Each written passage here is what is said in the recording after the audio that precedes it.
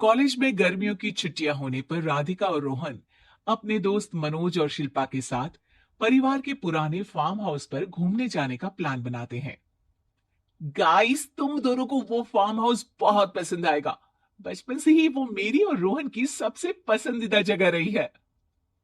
पर मैंने तो इतने सालों में तुम्हारे मुंह से कभी फार्म हाउस का नाम तक नहीं सुना। बचपन में फार्म हाउस जाते थे, लेकिन फिर अचानक सबने वहां जाना बंद कर दिया और वजह कभी किसी ने बताई नहीं। पर अब हम चारों मिलकर वहां धमाल करेंगे।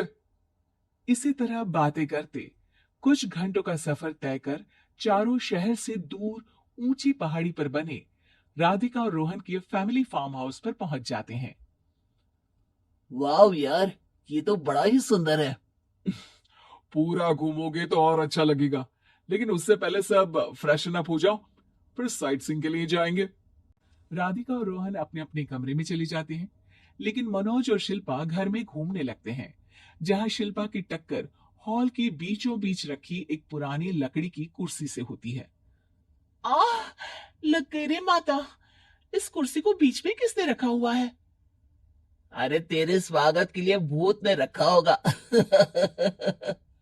ओए, तुझे बहुत हंसी आ रही है। जब खुद टकराएगा तो पता चलेगा।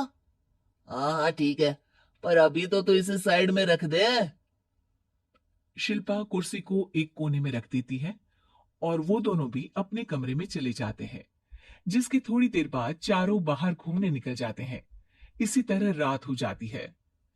फार्म हाउस में वापस आकर वे लोग सीधा सोने चले जाते हैं। आधी रात को मनोज की नींद खुलती है। बड़ी तेज प्यास लगी है, पानी साथ लेकर सोना चाहिए था। हाँ, अब रसोई तक जाना पड़ेगा।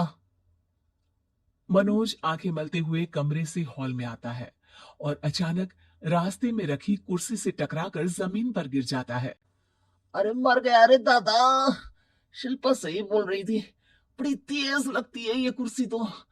पर इसे दोबारा बीच में किसने रखा? मनोज एक बार फिर उस लकड़ी की कुर्सी को कोने में रख पानी पीकर कमरे में चला जाता है। अगली सुबह जैसे ही चारों की नींद खुलती है, तो उन्हें अपने बेड के पास साइड टेबल पर चाय का कप रखा मिलता है, जिसे देख वो खुशी खुशी चाय पीकर तैयार होकर कुछ देर बाद हॉल में मिलते हैं।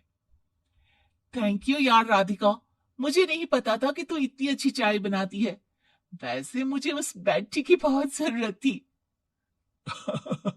ये और चाय, अरे इसे तो पानी तक उबालना नहीं आता। मतलब तूने हमारे लिए चाय बनाई क्या दोस्त? अरे चल पागल है क्या, इतना भी प्यार नहीं है मुझे कि तुम्हारे लिए बेड टी बनाऊं। चाय पर ये चर्चा करते हुए मनोज जैसे ही पीछे मुड़ता है, तो एक बार फिर लकड़ी की पुरानी कुर्सी से टकराकर उस पर गिर जाता है। हाय रब्बा। अरे चाय छोड़ो, पहले ये बताओ कि इसे बार बार बीच में कौन रखता है? कल रात ही मैंने इसे साइड किया था। तुम पहले ये बताओ कि चाय किसने बनाई थी? सबकी बातों को कुछ देर ध्यान से सुनने के बाद राधिका हैरानी से कुर्सी की तरफ देखने लगती है। भूत दीदी। राधिका की बात सुन आपस में झगड़ रहे सारे दोस्त शांत हो जाते हैं। ये क्या बोला अभी तूने? अरे पर अब वो यहाँ कैसे हो सकती हैं? क्यों नहीं हो सकती? हमने यहाँ आना छोड़ा था, पर उन्होंने तो घर नहीं छोड़ा ना। और याद करो, ऐसे बेड के पास कप रखना और कुर्सी को कमरे के बीच में रखना, ये सब वही तो करती थी। ये तुम दोनों किसकी बात कर रहे हो? अरे जो भी हो, कुछ अच्छा तो बिल्कुल नहीं लगता। अब देखो, डरने की कोई जरूरत नहीं है। वो सालों से इस घर में रहने वाली भूत दीदी है। वो बचपन से ही हमारे यहाँ आने पर एक बड़ी बहन की तरह हम दोनों का ख्याल रखती हैं। ओए, पगला गया है क्या? शिल्पा, मुझे यहाँ नहीं रहना, तू भी मेरे साथ ही चल। ये दोनों तो पागल हो गए हैं।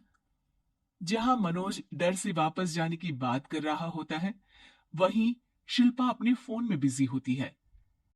क्या तुम्हें यहाँ की सिचुएशन समझ में नहीं आ रही जो फोन में लगी हो? जिसे जो करना है करो, मैं तो जा रहा हूँ।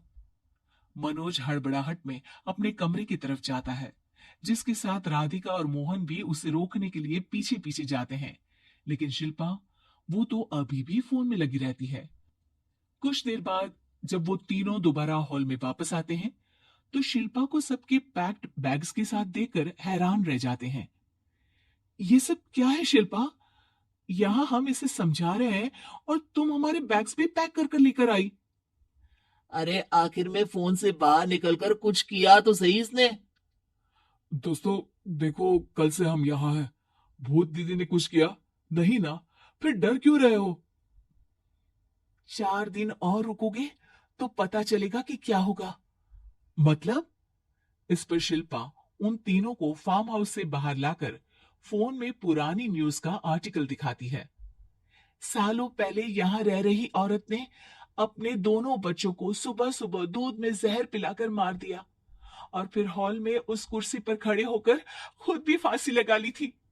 तुम्हारी बातों से मुझे इस केस की याद आ गई। गूगल किया तो पता चला कि ये वही फार्म हाउस है। अभी भी यहां रहना चाहते हो जिससे कुछ दिनों में वो सबको थोड़ा थोड़ा जहर देकर मार दे? अरे पर ये दोनों तो बचपन से यहाँ आ रहे हैं, फिर इन्हें अभी तक कुछ क्यों नहीं हुआ? वो तो पापा बताते हैं कि हम आते थे।